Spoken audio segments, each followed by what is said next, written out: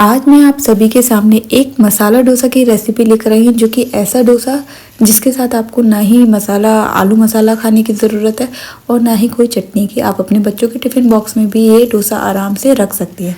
चलिए स्टार्ट करते हैं। सबसे पहले हमने लिया है, तो यहाँ पर हमने लिया है 1 कटोरी सफ़ेद उड़द की दाल और 3 कटोरी हम यहाँ पर लेने वाले हैं डोसे वाला चावल। तो 1 कटोरी दाल और 3 कटोरी चावल का अनुपात आपको ध्यान में रखना है, तो ये डोसा बहुत ही अच्छा बनता है। यहाँ पर हम डाल रहे हैं 2 चम्मच मेथी दाना, साबुत मेथी दाना है ये, तो 2 चम्मच आपको डाल लेना है। फिर इसको आप अच्छे से धो लीजिए। 1 से 2 बार धोने के बाद इसका सारा पानी हम निकाल देंगे और फिर इसमें साफ़ पानी हम इसमें भर कर रख देंगे। 2 से 3 गिलास पानी हम इसके अंदर डालेंगे और 4 से 5 घंटे के लिए हम इसको ऐसे ही छोड़ देंगे।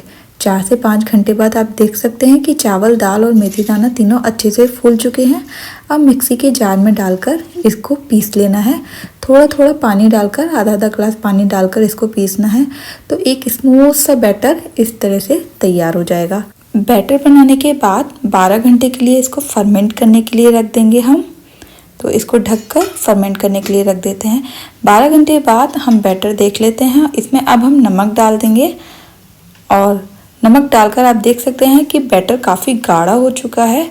इसमें अभी हम पानी डालकर पतला करेंगे, क्योंकि डोसे के लिए थोड़ा पतला बैटर चाहिए होता है। अगर आप इडली बना रहे हैं तो आपको पानी डालने की ज़रूरत नहीं है। आप गाढ़े बैटर की इडली आराम से बनाइए और वो बहुत ही फ्लफ़ी बनती है। तो अब हमें डोसा बनाना है, इसलिए हम इसमें पानी मिक्स कर रहे हैं।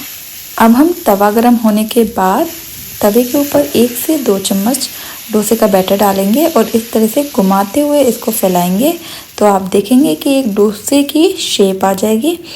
आप देख सकते हैं जालियाँ बन रही है, क्योंकि हमारा बैटर बहुत ही अच्छे से फर्मेंट हो चुका है, इसलिए इसके अंदर जालियाँ बन रही हैं। अब हमने थोड़ा सा घी लगाया है। 1 चुटकी हम डालेंगे नमक, 1 चुटकी हम डाल रहे हैं लाल मिर्ची पाउडर और बच्चों का पसंदीदा पिज़्ज़ा सीजनिंग। तो पिज़्ज़ा सीजनिंग डालने से बहुत ही अच्छा टेस्ट आता है। अगर आप घी में नहीं सेकना चाहते तो आप बच्चों के लिए बटर में सेक सकते हैं। बहुत ही अच्छा टेस्ट आता है, बच्चों को बहुत पसंद आता है। तो आप इस तरह से मसाला डोसा आराम से घर में बना सकते हैं, बच्चों के अपने टिफ़िन बॉक्स में रख सकते हैं।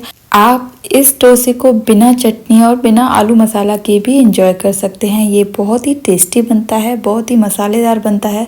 मसाला आप अपने स्वाद के अनुसार बढ़ा या घटा सकते हैं और इसको आप इस तरह से एंजॉय करिए। Thank you.